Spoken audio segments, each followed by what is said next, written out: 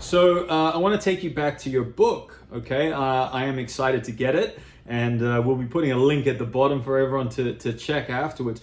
I want to ask you, throughout all your years of playing and being coached by Harry Hopman, do a lot of their tips and the coaches and the experiences slip into the book? Do you think you are coaching the same today as you did when you first started, or has it been a massive transformation? Yes, no, and maybe. Okay, because look, you can go back and read Bill Tilden's book, what he wrote on the game, and you'll see everything that's being done today.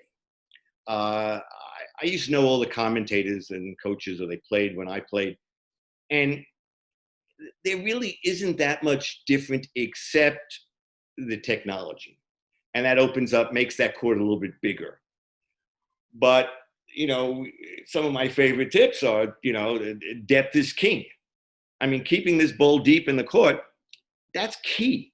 Now, the fact that these rackets today, you can create tremendous racketed speed and catch short angles to drive people off the court and away, that's okay also. But depth was king 50 years, 180 years ago. It's king now. And if you listen to the smarter commentators who have played, you'll hear them keep saying, oh, that guy's kept the ball deep, 3 or 4 times. You see guys, what's amazing is how good these guys are now. I mean, they could hit, 3 balls at, 100 miles an hour within, 8 inches of the baseline, and it's sometimes it's absolutely phenomenal. But depth sets the point up. It gets the short ball. It gets you to be able to hit the approach or hit the next winning shot because the rackets are so good. I mean, it used to be that if you got a ball that hung like a tomato in the middle of the court and you came in, you'd have 2 places to go. You go cross court, you go down the line. Now, with these rackets and the technology, you got 3 places to go. You go down the line, cross court, or right up the middle, because the ball's hit so hard that if the guy makes a move to his right, a move to his left, he can't get back to hit that ball up the middle. I think it's really funny that you talk about depth is key. I mean, even as a kid growing up, my dad, who was self-taught, was all about, get that ball deep, get it deep, deep, deep, simple. And now Craig O'Shaughnessy has brought all these stats to light. And in his whole, in his program, he talks about, depth being the diamond. So I think if we look back over the course of the history of tennis, it hasn't evolved that much. It's just that the technology has allowed us to see many different aspects of the game. Sure. Sure. I mean, I'll have another interesting story. You may cut it out, but I spent a lot of time in the summers with Pancho Segura. Okay, and he was great. I mean, a great player, a great coach. He coached Connors for many years.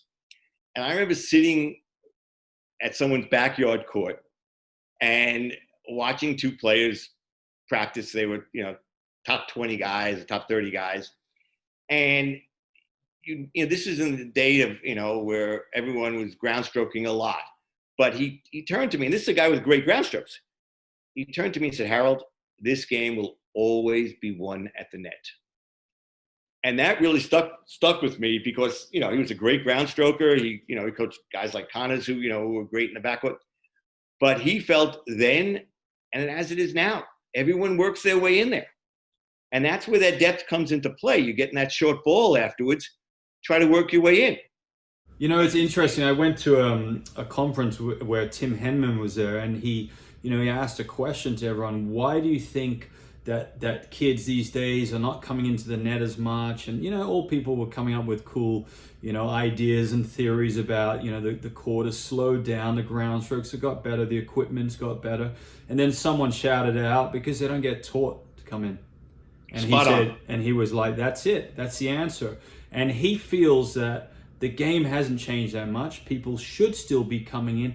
But, I've done some research on this, Harold, and one of the ideas is possibly that, coming to the net, approaching, serving, and volleying takes a longer time to develop. And you don't get that instant gratification in terms of results.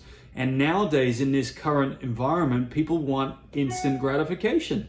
They want to win straight away. And when they don't, there's something wrong. So do you still encourage juniors to come in as much as possible? Are you developing that all-court game? Absolutely. I mean, I'm a guy, and I know you also volley real well. I'm a guy who comes in. I used to come in all the time. And in fact, I had to learn later in life to hit my forehands bigger because I couldn't serve and volley every time because I'm old, But I'm looking to come forward, and I try to explain to a lot of these students that the approach is called an approach because it's not called a winner. And there are times that they can be a winner, but generally it's an approach shot. And it's sacrilegious to miss anything that's short in the court. You got to hit that ball in, keep it deep, and get into that net. But you got to spend a lot of time getting comfortable in that transition zone and getting comfortable learning to make volleys out in front of you.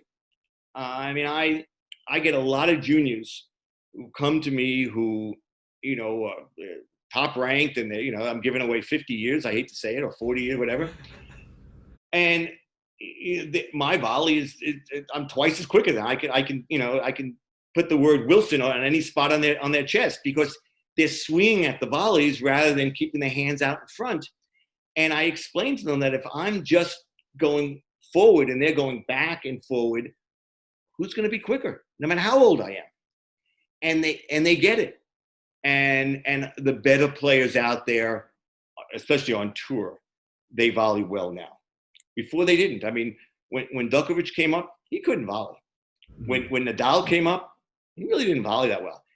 They hired volley coaches, and these guys all volley well. I mean, Federer volleys like a dream. He can do whatever he wants. But when you're pressed with no time, the good guys, their hands go forward right away. So, Harold, what's the message to players out there? Get on the practice court, practice your volleys. Don't be afraid to miss a few because the long-term journey is going to amount to more success. Sure, people learn to practice volleys, 1 yard from the net. Well, I can hit the ball over from there with my nose. You've got to learn to volley from the service line or a foot behind the service line and get comfortable there and then work your way in. People don't understand how to develop that volley, but it's getting comfortable. I mean, and just the reverse is true for older players who didn't play when they were younger at all. The easiest way to beat a better player is to learn to volley. Because these guys who are older, and some of the ITFs, if they take the game up late, their ground strokes will never be as good as somebody who's played since they're 10. But if they learn to volley well and put pressure on that guy, that's the way they'll beat him. That's a really good tip for a lot of guys out there and ladies who are going off trying to play ITF senior tournaments, to kind of know your strengths, know your own weaknesses, but figure out a tactical way to hide your weaknesses and highlight your strengths. I mean, that's it in a nutshell. I love it.